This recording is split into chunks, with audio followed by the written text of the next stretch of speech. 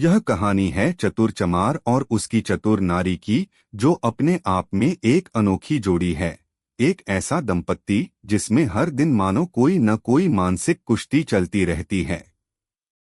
चतुर चमार हर वक्त यही सोचता रहता है कि देखते हैं आज मेरी घरवाली कब कोई गलती करती है, कब मुझसे कोई चूक हो जाती है, ताकि मैं उसे पकड़ लूं, उसे डांट दूं, उसे कोस दूं और उसे यह एहसास दिला दूं कि मैं ही घर का सबसे समझदार और अक्लमंद आदमी हूं।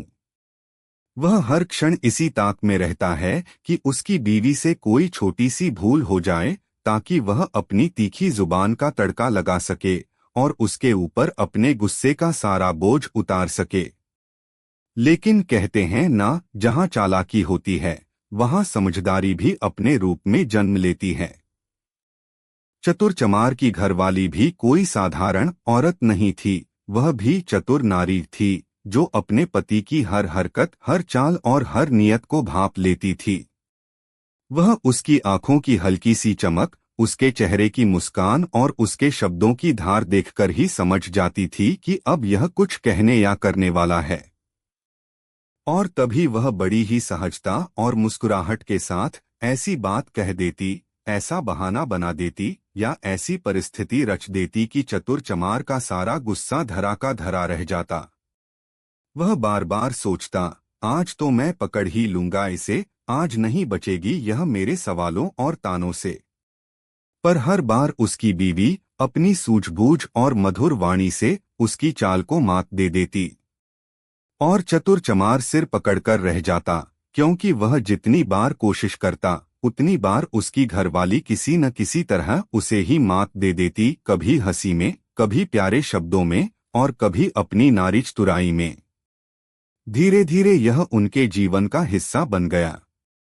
वह हर दिन अपनी पत्नी में गलती ढूंढने निकलता और वह हर दिन अपने पति की चालाकी पर मुस्कुराकर विजय पा लेती। एक ओर पति की चालाकी थी तो दूसरी ओर स्त्री की समझदारी, और इसी खींचतान में दोनों का जीवन एक विचित्र किंतु मनोरंजक खेल बन गया था। एक दिन की बात है, दोपहर का समय था। धूप आंगन में सुनहरी परछाइयां बिखेर रही थी और चतुर चमार की घरवाली रसोई में बड़ी तन्मयता से खाना बना रही थी। चूल्हे पर सब्जी की हांडी रखी थी, सुगंध पूरे घर में फैल रही थी। उसने सब्जी में नमक डाला, चम्मच से हिलाया और फिर यह सोचकर कि थोड़ी देर में रोटियां भी बना लूंगी, वह किसी दूसरे काम में लग गई। इधर चतुर चमार, जो हर वक्त अपनी बीवी की गलती ढूंढने में लगा रहता था, मौका पाकर बिल्कुल बिल्ली की चाल से रसोई घर में घुस गया। उसने इधर उधर देखा कि कोई देख तो नहीं रहा, फिर शरारती मुस्कान के साथ सब्जी की हांडी उठाई और उसमें फिर से नमक डाल दिया। यह करतूत करके वह उतनी ही चुपचाप रसोई से निकल गया, मानो कोई चोरी करके भागा हो, और मन ही मन सोचने लगा, अब तो आज मजा आएगा, जब यह नमकीन सब्जी मेरे मुंह में जाएगी तब मैं इसे खूब सुनाऊंगा। थोड़ी देर बाद उसकी घरवाली वापस आई। उसने चूल्हे पर झांक कर देखा, सब्जी पक चुकी थी, खुशबू मनभावन थी। उसने हांडी को चूल्हे से उतारा और एक तरफ रख दिया, फिर आराम से रोटियां बेलने लगी। इतने में चतुर चमार भी हाथ मुंह धोकर आ गया और अपनी वही अकड़ भरी आवाज में बोला, अरे वो खाना बन गया कि नहीं? बहुत भूख लगी है। बीवी ने मुस्कुराकर कहा, हाँ हाँ, सब तैयार है, गर्मागर्म रोटी खा लो। वह थाली में बैठा, रोटी का टुकड़ा तोड़ा, सब्जी में लगाया और जैसे ही मुंह में डाला तुरंत चिल्ला उठा, अरे पगली, तूने तो नमक का डिब्बा ही उलट दिया लगता है। सब्जी इतनी खारी है कि मुंह में जलन हो रही है। तुझे तो खाना बनाना ही नहीं आता। आज तो मैं तुझे दिखाऊंगा। इतना कहते कहते वह उठने ही वाला था कि उसकी चतुर नारी यानी उसकी घरवाली ने मुस्कुराते हुए कहा, रुको जरा, गुस्सा करने की जरूरत नहीं है। 5 मिनट रुक जाओ, मैं सब्जी ठीक कर देती हूँ। उसने तुरंत आटे की एक छोटी सी लोई बनाई, उसे गोल घुमाया और सब्जी की हांडी में डाल दी। थोड़ी देर बाद जब उसने सब्जी फिर से चखी तो नमक बिल्कुल ठीक था, न ज्यादा न कम। क्योंकि जब किसी सब्जी में नमक ज्यादा पड़ जाए तो आटे की लोई डाल देने से वह अतिरिक्त नमक सोख लेती है। जब चतुर चमार ने दोबारा सब्जी खाई तो स्वाद बिल्कुल संतुलित था। अब उसका चेहरा, जो पहले गुस्से से लाल था, अब मुस्कान से भर गया। वह धीरे से बोला, वाह, अब तो सब्जी बहुत स्वादिष्ट हो गई है। घरवाली ने मुस्कुराकर कहा, हाँ, स्वाद तो तब ही आता है जब बुद्धि और धैर्य दोनों मिलें। चतुर चमार चुप रह गया, क्योंकि आज भी उसकी चालाकी उसकी घरवाली की समझदारी के आगे हार गई थी। रात का सन्नाटा घर पर पसरा हुआ था। खाना खाने के बाद चतुर चमार और उनकी पत्नी घास की चारपाई पर लेट गए। कुछ देर के बाद पत्नी ने धीरे धीरे स्नेहाभिव्यक्ति से उनके कान में कहा, आप सुनते हैं? मैं आपसे बहुत प्रेम करती हूँ और आपको अपने से ऊंचा मानती हूँ।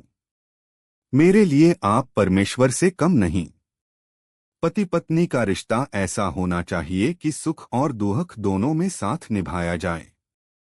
हमें एक दूसरे की कमियों को ढूंढने की बजाय एक दूसरे की ताकतों को समझकर विश्वास के साथ घर चलाना चाहिए। क्या मैं आपके परिवार की भरण पोषण में कोई कसर छोड़ती हूँ? एक घर को चलाने के लिए पति और पत्नी दोनों की समान जिम्मेदारी होती है। जितना पति का धर्म है, उतना ही पत्नी का भी कर्तव्य है। यह सुनकर चतुर चमार का चेहरा सख्त हो गया। उसने गंभीर स्वर में कहा, घर में पति की ही चलनी चाहिए। पत्नी को कभी ऊंची आवाज में बात नहीं करनी चाहिए। पति जो कहे वही करना चाहिए। पति का कर्तव्य है कि वह पत्नी को अपने नियंत्रण में रखे। जो पति अपनी पत्नी को नियंत्रित करता है, वही सच्चा और अच्छा पुरुष कहलाता है। पत्नी ने बाध्य न होते हुए भी शांति से उत्तर दिया, ऐसा कुछ भी नहीं है कि मैं आपको नीचा समझती हूँ। परंतु पति का जो धर्म है वह केवल आदेश देना नहीं, वह है समझना, साथी बनना और साथ चलना। गलती किसी से भी हो सकती है, बुजुर्गों से भी, बच्चों से भी, पुरुष से भी और स्त्री से भी। गलती होने पर दंड, गालियां या शारीरिक सजा देना समाधान नहीं है। यदि कोई भूल हो जाए तो एक बार माफ कर देना चाहिए। उससे रिश्ते में मजबूती आती है, भय नहीं। क्या स्नेह और समझ से बनी गृहस्थी अधिक समृद्ध और दीर्घकालिक नहीं होती? चतुर चमार ने अपनी बात पर जोर देते हुए कहा, मैं यह सब नहीं जानता। मेरा मानना है कि जब तक मैं सख्ती नहीं दिखाऊंगा, तब तक परिवार में अनुशासन नहीं आएगा। यदि तुम गलती करोगी तो तुम्हें दंड भी मिलेगा और डांट भी सुननी पड़ेगी। पत्नी ने ठहरकर संयम से कहा, अनुशासन प्यार और सम्मान से भी कायम होता है। छलाछपेट और भय से घर नहीं चलता। विश्वास, संवाद और समान समझ से परिवार फलता फूलता है। पुरुषों का कर्तव्य सिर्फ अधिकार थोपना नहीं है, वे भी अपनी कमजोरियों को स्वीकार कर सहयोग करें तो घर में शांति और उन्नति दोनों होंगे। उन दोनों के बीच यह बातचीत देर तक चलती रही। एक ओर परंपरागत दृष्टिकोण और नियंत्रक स्वभाव, दूसरी ओर सहृदयता और समझ का आग्रह। घर की हवा में एक नई सोच की शुरुआत तभी होगी जब दोनों एक दूसरे की भावनाओं को समझने और सम्मान देने के लिए तैयार हों। अंततः सच्चा पारिवारिक सुख आपसी सम्मान, क्षमा और समान जिम्मेदारियों के बंटवारे में निहित है, न कि सत्ता के प्रयोग और डंडे की भाषा में। इस तरह पति पत्नी की नोक झोंक में रात बीत गई।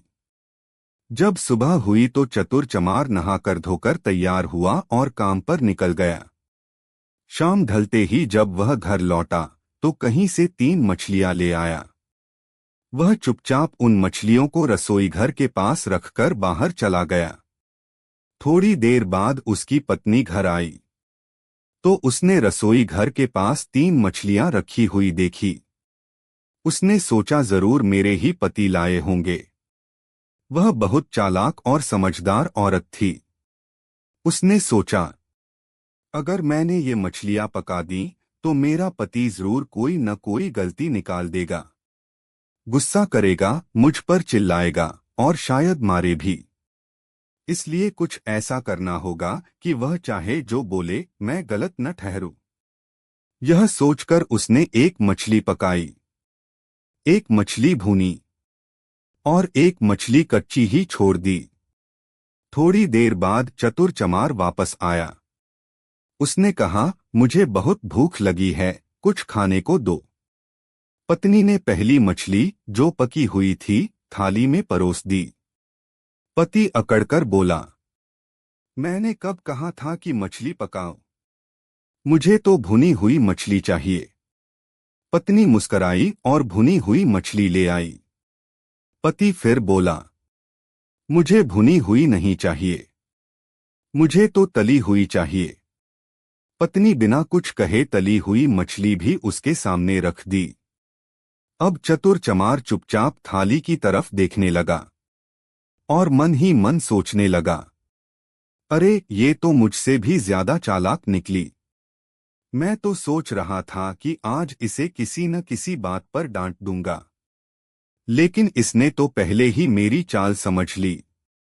फिर दोनों रात को खाना खाकर सो गए।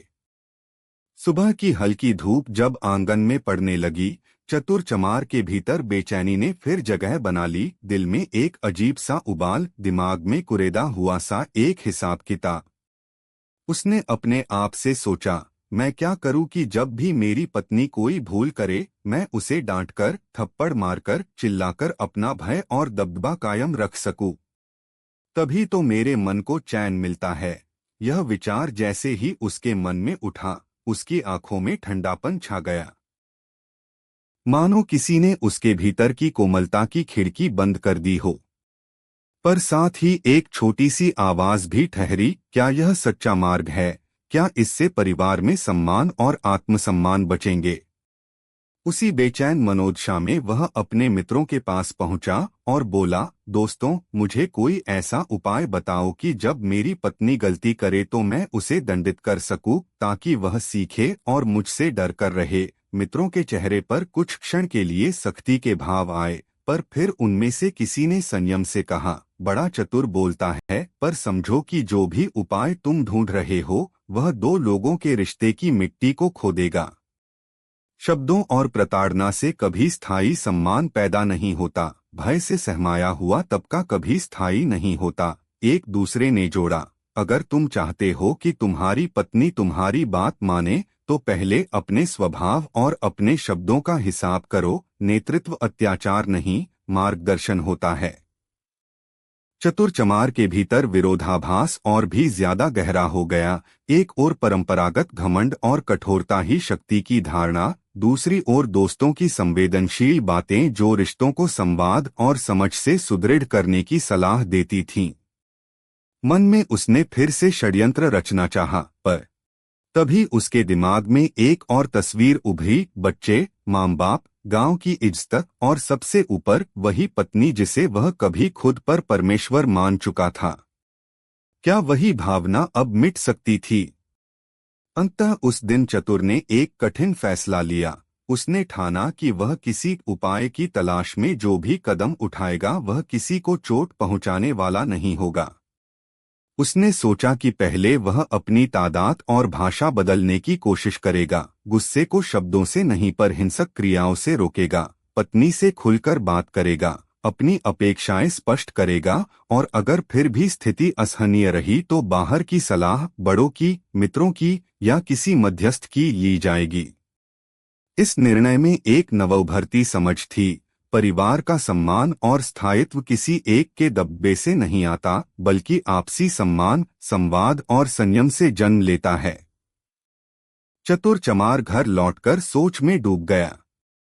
पत्नी के पास जाकर उसने विनम्रता से कहा, मुझे माफ कर दो, मेरी गलती थी कि मैं तुम्हें डांटने के लिए बहाना ढूंढ रहा था। आज से मैं तुम्हें कभी दोष नहीं दूंगा और कोई अनुचित व्यवहार नहीं करूंगा। पत्नी ने प्यार भरी मुस्कान के साथ उसकी आंखों में देखा और बोली, ऐसा मत कहो, तुम मेरे जीवन की डोर हो, मेरे भरोसे का आधार हो। मैं हमेशा चाहती थी कि तुम बदलो, आज देख रही हूँ वही बदलाव आ गया है। मैं भगवान का धन्यवाद करती हूँ। दोनों ने एक दूसरे का हाथ थाम लिया। विश्वास की मजबूत जोड़ी बनकर वे खुश रहने लगे और अपने रिश्ते के लिए एक मिसाल बन गए।